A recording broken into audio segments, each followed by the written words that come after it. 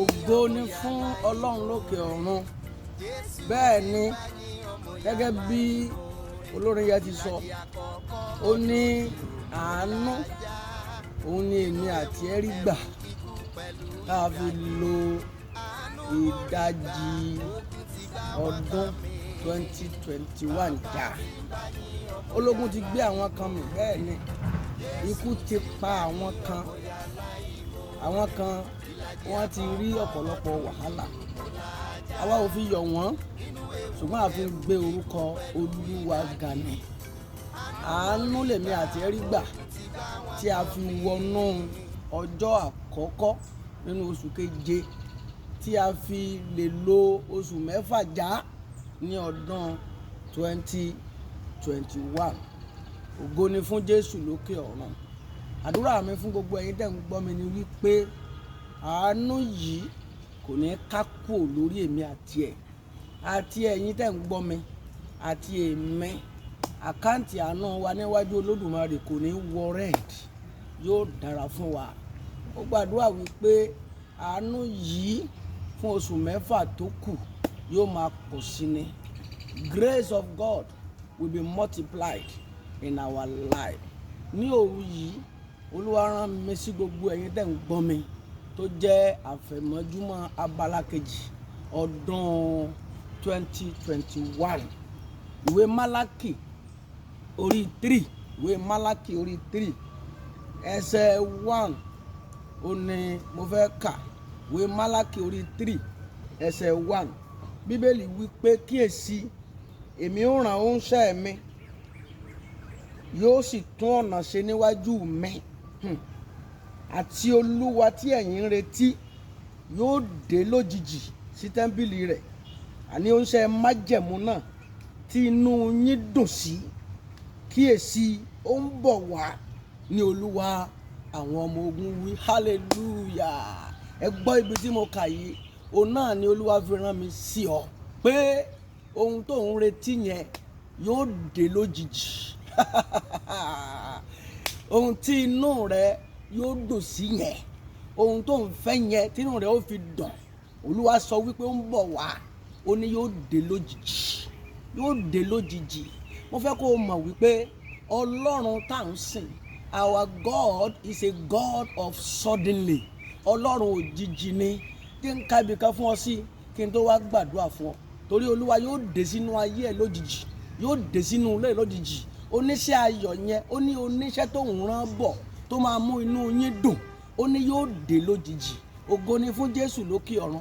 Gbogbo ẹ̀yin tẹ́ ẹ ní àǹfààní láti máa wò mí tí ẹ sì ń gbọ́ mí, gbogbo àwọn tó bá fẹ́ràn tó fẹ́ kí wọ́n gbà nínú àdúrà yìí, bẹ̀rẹ̀ sí máa fọ́n sí wọn, máa pín fún wọn, máa pín fún wọn. Bó dẹ̀ ti ń pín fún wọn káàkiri gbogbo àgbáyé, ó dá mi lójú pé ayọ̀ rẹ máa dé lójijì, ìyanu rẹ máa dé lójijì. Mo gbàdúrà Ọlọ́run máa connect ẹ, wàá dẹ̀ rí àánú gbà. Kí n kábí kan fún ọ lẹ́ẹ̀kan sí kí n tó wá súre fún ọ. Iṣẹ́ àwọn Àpọ́stélì orí 16 ẹsẹ̀ 26. Ẹgbọ́n tó wí, ó ní lójijì ìṣẹ̀lẹ̀ ńlá ṣẹ̀ tó bẹ́ẹ̀ tí ìpìlẹ̀ ilé túbú mì tìtì. Lọ́gán gbogbo ilẹ̀kùn ṣí, ìdè gbogbo wọn sì já. Hallelujah. Lójijì ìṣẹ̀lẹ̀ ńlá ṣẹ̀, ilẹ̀kùn ṣí, ìdè wọn já. Nínú oṣù tó wọ̀ yìí, lójijì ayọ̀ rẹ máa dé. Lójijì, gbọ́ mi tó ti ń sàmí, àbòsí tó ń sùn lọ́wọ́ lóru. Lójijì, suddenly oníṣẹ́ ayọ̀ yẹn máa jẹ́ṣẹ́ fún ọ. Kalusi tampo keke tayu darabuwa alisu taye kato prokos ketelia. Mo dúró lórí òkè májẹ̀mú yìí gẹ́gẹ́ bí ikọ̀ Ọlọ́run ọ̀gá ògo. Mo ní lójijì oníṣẹ́ ayọ̀ máa jẹ́ fún ẹ lóṣù yìí. Abala kejì ọdún tá a wọ̀ yìí, oṣù mẹ́fà tó kù ní ọdún 2021 yìí, this next 6 months, Ọlọ́run yóò bẹ̀ ọ́ wò lójijì. Ó ní oníṣẹ́ tí mò ń rán bọ̀, ó ní yóò wá, ó ní yóò dé lójijì. Ó ní oníṣẹ́ tí yóò mú inú yín dùn. Ìwé Málákì nìyẹn orí 3. Ó ní yóò dé lójijì. Lójijì nínú oṣù keje yìí, oníṣẹ́ ayọ̀ máa jẹ́ fún ọ. Lójijì gbogbo ẹ̀yin àgàn tẹ́ ń gbọ́ mi lónìí lójijì ìbejì máa sọ nínú rẹ̀. Gbogbo ẹ̀yin tẹ́ ń níṣẹ́ lọ́wọ́ tẹ́ ń gbọ́ mi nínú oṣù keje yìí ní abala yòókù ọdún yìí lójijì iṣẹ́ ayọ̀ máa dé, lẹ́tà ayọ̀ máa tẹ̀ ọ́ lọ́wọ́. Ó ní lójijì ilẹ̀kùn ṣí. Iṣẹ́ àwọn àpọ́sítélì lójijì ilẹ̀kùn ṣí.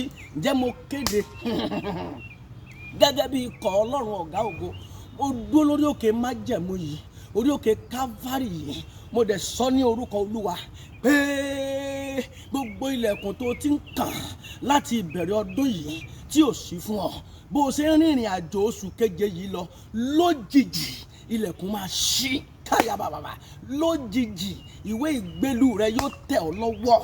Lójijì aláàánú máa wá ọ kàn. Lójijì wàá dìde níbi tó jókòó sí yẹn. Lójijì ọ̀run máa gbé ọ dìde.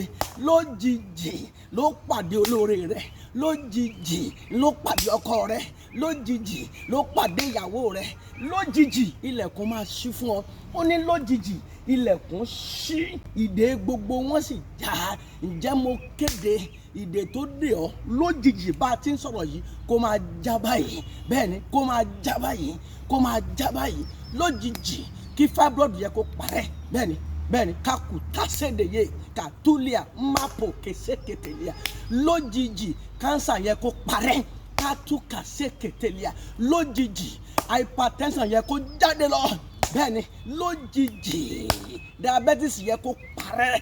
Ìkàtúrì àmàkàsàkàbà gbogbo tí ń rìn nínú àgọ́ ara rẹ tí ò jẹ́ ọ gbádùn, tí ò jẹ́ ọ lálàáfíà, lójijì lórúkọ Jésù ó yẹ kó parẹ́ bẹ́ẹ̀. Bẹ́ẹ̀ ni mo wí kí oṣù yìí àti ìyókù ọdún yìí, oṣù mẹ́fẹ̀ẹ̀fà tí ń bẹ ní ọdún yìí kó jẹ́ oṣù ayọ̀ fún ọ, kó jẹ́ oṣù testimony fún ọ. Lójijì ilẹ̀kùn kó ṣí fún ọ.